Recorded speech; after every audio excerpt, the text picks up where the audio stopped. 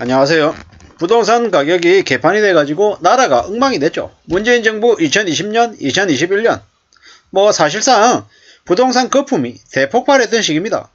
저는 아직도 납득을 못하는 게 왜 문재인 정부 때 전세 대출을 그렇게 과도하게 해줬냐라는 것 아무리 생각해도 이해를 못하겠습니다. 그리고 부동산 정책을 무려 25번인가요? 27번인가요? 그렇게 많이 내놨는데 어떻게 조정이나 아니면은 시장에 제대로 돼 적용이 안 됐던 건 뭐 때문일까요? 말이나 하지 말지. 입으로는 부동산을 안정화시키겠습니다. 라고 해놓고 실제로 정책은요. 집값을 부추기는 정책을 계속 내놨죠.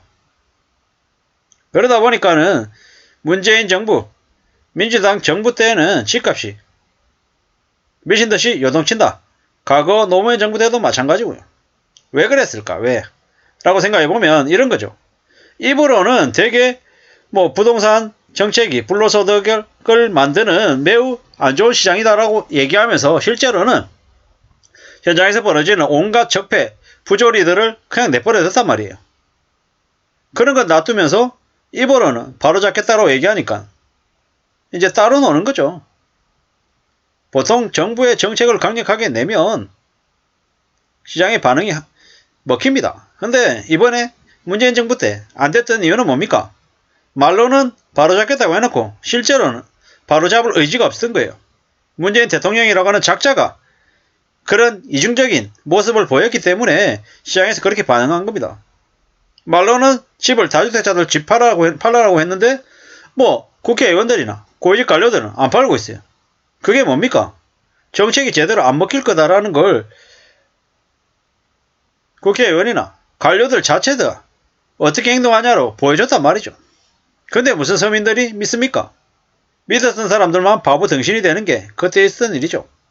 지금은 어떻습니까? 지금은 집값을 떠받들려고 모든 정책을 총동원해도 집값이 안 올라가고 대려 내려갈 수밖에 없죠. 그건 윤석열 정부가 잘해서가 아니고 지난 10여 년 기간 동안 집값이 너무 많이 올랐기 때문인 겁니다. 그 욕을 문재인 정부, 문재인 대통령이 다 먹고 있죠. 근데 욕을 처먹어도 하나도 억울해할 게 없죠. 부동산 교란 세력들을 그렇게 방치하고 무법천지, 떼법천지를 만든 건 다름 아닌 문재인이었기 때문입니다. 좀 심하죠? 제가 이렇게 말씀드리면. 이렇게 말씀드리는 기조 때문에 문재인 지지자, 민주당 지지자한테 욕 많이 먹었습니다. 저도 굳이 따지자면 진보와 보수 쪽에는 진보 쪽이 좀 가깝다라고 생각을 했는데 시간이 지나면 지날수록 진보나 보수나 하나도 의미 없구나. 내가 진보적인 성향을 보수적인 성향을 갖는들 그게 무슨 의미가 있냐라는 거죠.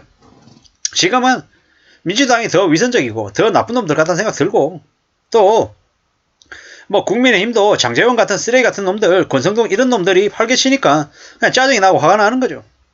확실한 건 뭐다? 대한민국 국민들만 바라보고 제대로 된 정책을 펼치는 정치인들이면 좋겠다라는 겁니다. 그리고 저렇게 공시지가가 8억 3천인데 실거래가 6억 9천이다. 이게 무슨 얘기입니까? 공시지가가 이제 안 맞다라는 얘기죠. 그리고 실거래가가 앞으로 어떻게 되겠습니까? 계속 내려가겠죠. 지난달 12월 달에 서울 아파트 급금매만 찔끔 거래가 됐답니다. 거래 절벽이 심해진다라는 얘기죠. 거래 절벽이 심해지면 지방정부나 중앙정부나 세수 확보에 이제 어려움이 생기죠. 나중에 뒤집어지는 거죠. 지금이야 빚이 너무 많아서 부채 덩어리다 보니까 그것들을 정리해야 되니까 이래저래 계속해서 집값을 올리려고 발동을 쳐도 쉽지 않겠더라는 거죠. 확실한 건 뭡니까? 확실한 건 절대로 영원히 오르기만 하는 건 없다. 또 영원히 내려가기만 하는 것도 없다. 이게 현실이다라는 겁니다. 앞으로 우리가 살아가는 삶이 꽤나 어려울 것 같습니다. 근데 어떻게 되겠습니까? 분수에 맞게끔 살아야죠. 돈이 없으면 없는 대로, 있으면 있는 대로. 돈이 있으면 조금 더 절약하고 없으면 안 먹고 안 써야 된다라는 거죠. 그렇게 살아야 삶이 조금이라도 나아질 것 같습니다.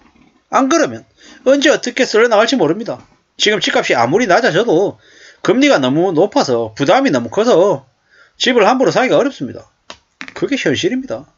이러한 현실을 인정하고 살아야죠. 받아들여야죠. 내 생각대로 내 바람대로 세상이 흘러가면 참 좋겠지만 그러지 않는 경우가 많더라는 겁니다. 그러면 어떻게 해야 돼요? 그러면 분수에 맞게 살고 분수보다 못하게 살고요. 내가 좀 더 고생하고 좀 더 땀 흘리겠다라는 각오로 지내야 된다라는 겁니다. 그렇게 살아야 살아갈 수 있겠죠. 뭐 지금 급금매로라도 팔아내는 사람이 위너가 될 겁니다. 앞으로 시간이 점점 더 지나면 지날수록 더 가격은 내려갈 겁니다. 강동구 고덕동의 고덕센터를 풀으시오. 6억에 거래될 됩니다. 나중에 시간 지나면요. 이거 6억이 아니라 5억에도 거래되는 날이 올 겁니다. 4억 5천도 나올 수 있고요. 동대문구 답심리동 힐스테이트 전개 7억 7천에 거래될 됩니다. 나중에는요.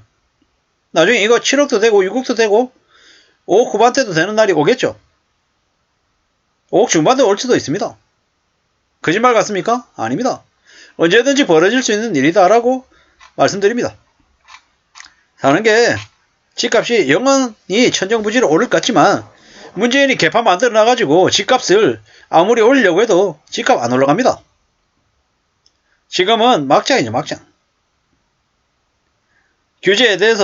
규제를 대거 풀어서 집을 가지고 있는 사람들이 비싼 가격에 팔 수 있을 것 같다라는 기대감, 이런 거 말고는 없다라는 거죠.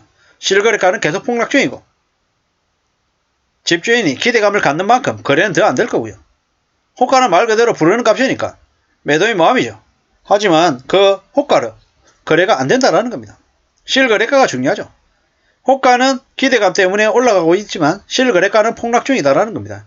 이게 현실입니다. 이게 참 어처구니가 없죠.